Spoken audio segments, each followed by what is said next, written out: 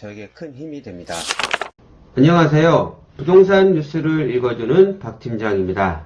자, 국토부가 이제 보도자료를 냈습니다. 예전에 6월 17일 부동산 대책에서 나왔던 내용인데요. 그걸 개선하겠다는 내용이 자금 조달 계획서 제출과 증빙자료 제출을 더 확대시키겠다는 내용이었습니다. 그게 9월달에 시행하려고 했는데 10월달로 왔습니다. 안 그래도 지금 다 주택자가 구입을 이제 거의 차단을 막았죠. 취득세 때문에 더 유치될 전망입니다.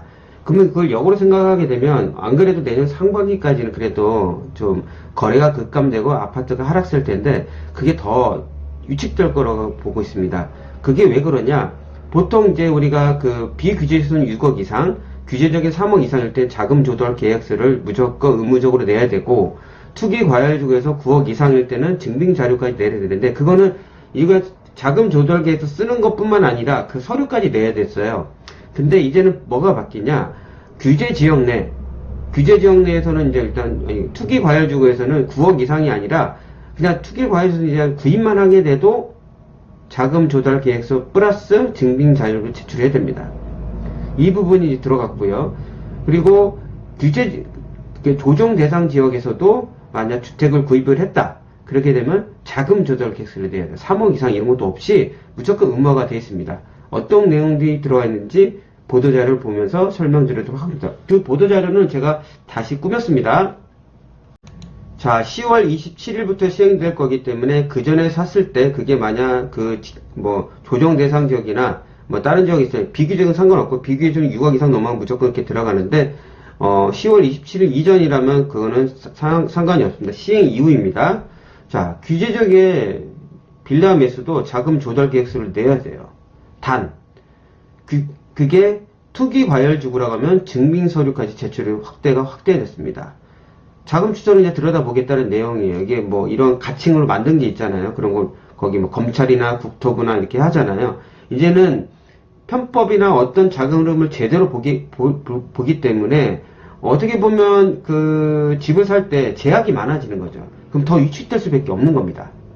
또 그걸 역으로 생각하면 나는 이제 자금을 출처를 확실하고 돈을 가지고 있다고 생각하면은 집을 살 때 더 내년 상반기까지 더 넓은 바운드를 기다릴 수 있습니다. 왜냐하면 거래가 이제 급감됐거든요. 매수 자료를 옥죄인 겁니다. 이것도 자금 조달 계획서나 증빙 자료이기 때문에 그만큼 더 물건들이 팔리지 않으면은 금액은 떨어질 수밖에 없습니다. 이런 부분이 나고 이제 법인도 더 특수관계 여부도 이제 발표는 디테일하게 들어가고요.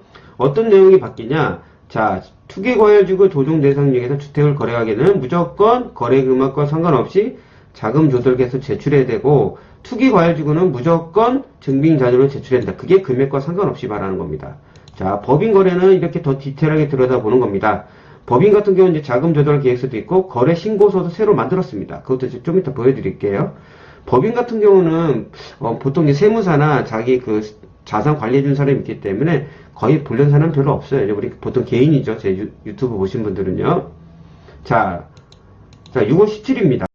6월 17일 생각하면 뭐가 납니까? 조정 대상 지역이 수도권 전반적으로 확대했잖아요. 그거 말고 여기 보시게 되면 자금 조달 계획서 및 증빙자료 제출 대상을 확대한다는 내용이 있어요. 그때는 확정시키진 않았고 향후 하겠다는 내용인데 보시게 되면 현행은 투기과열주거 조정 대상이 3억 이상이면 이렇게 했는데 자, 투기과열주거 조정 대상 지역에서 주택을 거래하는 경우는 거래 계약과 상관없이 자금 조달 계획서를 제출해야 되니까 수도권 전반적으로 웬만하면 다 그렇게 들어갑니다. 근데 그 외에 증빙 자료는 투기 과열주에서 9억 이상이었는데 자, 9억 이상이었어요. 증빙 자료. 근데 이제는 투기 과열주에서 빌라를 구입하더라도 거래 계약과 무관하게 증빙 자료를 제출해야 된다. 더 디테일하게 들여다보겠다는 내용입니다. 이거를 원래 9월에 하려고 했는데 이건 10월 27일부터 10월 27일 맞네요. 10월 27일부터 시행되는 겁니다. 다시 한번 설명드리면 자, 비규제적에서 6억 이상 매수하고 규제적에서 3억 이상 매수 시 원래 자금 조달 계획서를 제출했습니다. 그리고 투기과열지구에서 9억 초과 시 자금 조달 계획서 플러스 증빙서류를 제출했고요. 이게 투기과열지구에서 금액 상관없이 자금 조달 계획서가 증빙서류를 제출하는 겁니다. 자금 조달 계획서는 낼 수 있는데 증빙서류까지 제출해야 되기 때문에 그만큼 더 복잡해졌다고 할 수 있겠습니다. 자, 투기과열지구는 거기 그 보도자료 보게 되면 이렇게 나와 있습니다. 다시 한번 나온 거고요. 중요한 건 이겁니다. 보도자료 있지만 전에는 그 내용을 자금 조달 계획서도 제가 전에 한번 유튜브에 올린 적이 있어요. 이런 내용을 적는 건 크게 문제는 없습니다. 거기 보시면 뭐 부모님도 돈 빌 때도 그 차용증 쓰고 이자 내고 이런 부분에도 제가 자세히 올린 게 있으니까 한번 참고하시고요. 이런 것까지 다 제출해야 되니까 너무 귀찮죠. 안 그래도 힘든데 그냥 계약서 쓰는 것도 이제 일반인 힘든데 이것까지 내려고 하니까 부동산이 할 일이 더 많아졌습니다. 자, 부동산 법인 같은 경우는요, 법인주택거래계약 신고서가 새로 신설됐습니다. 그것도 내야 되고요. 이런 부분이 아마 제가 좀 이따 보여드리면 있습니다. 법인은요, 비율 규제도 6억 이상이 아니라 개인 6억 이상이 내야 되는데 법인은 모든 거래입니다. 법인은 자금 조달 계획서를 무조건 내야 되는 겁니다. 계약 쓰면요. 자, 법인 주택거래계약 신고서예요. 그 내용이 아까 들어가는 거예요. 요 내용의 디테일한 내용이 여기에 있습니다. 국토부 이제 10월 20일 보도자료 보시면 됩니다. 법인 같은 경우는요. 자, 자금 조달 계획서를 어떻게 써야 되냐 가끔씩 물어보신 분이 있어요. 그래서 제가 유튜브를 한번 만들어서 올린 적이 있습니다. 자금 조달 작성 시 주의사항. 이걸 한번 참고하시길 바랍니다. 증여현금 이런 부분이 있으니까 도움이 되실 겁니다. 제 나름대로 세무사한테 여쭤보고 해서 도움이 되도록 한번 올렸습니다. 자, 부동산 제가 중개업자잖아요. 보통 이제 계약하고 나면 실거래 신고는 다 중개업자가 합니다. 부동산 거래 신고서에 아주 간단하게 해요. 분양이 안 있을 때는 매매할 때는 그냥 실거래 신고하면 되고요.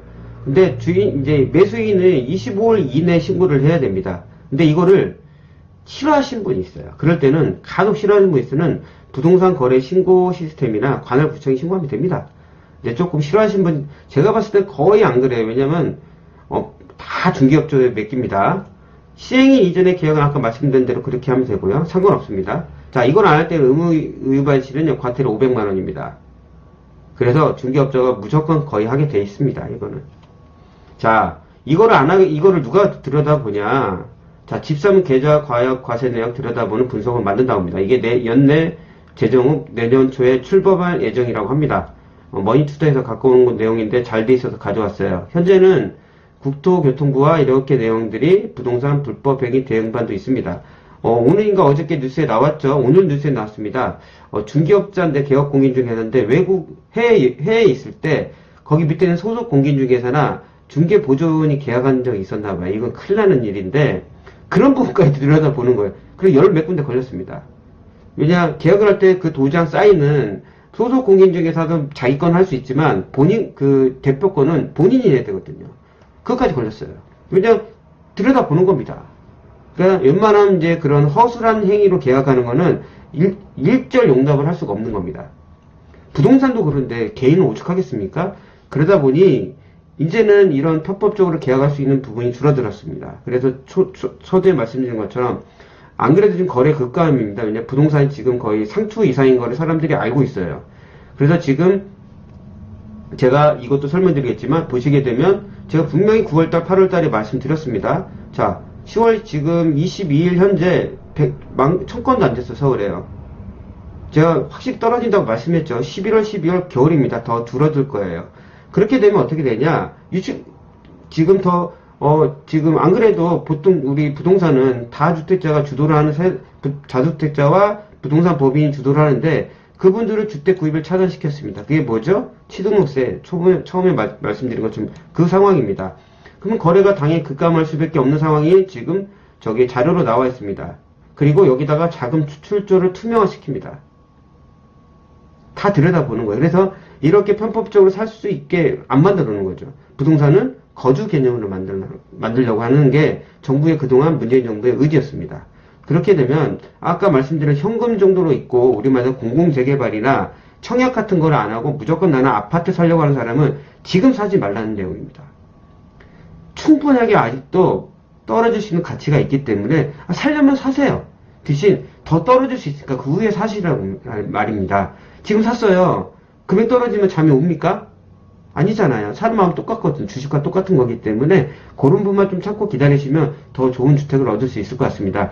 오늘 들려드린 내용은 이거를 한 번 더 설명드리기 위해서 전체적으로 이 자금 조달 계획서 내용이 있다는 내용 설명드리고, 자금 조달 계획서를 잘 모르신 분들은 죄송합니다. 지금 오토바이 지나가서 자금 조달서 계획서 작성 시 이 내용 다 몰렸으니까 한번 참고하시길 바랍니다. 혹시 도움이 되셨다면 구독과 좋아요 눌러서 정말 감사하겠습니다. 다음에 더 나은 부동산 뉴스로 찾아뵙도록 하겠습니다. 끝까지 들어서 정말 감사합니다.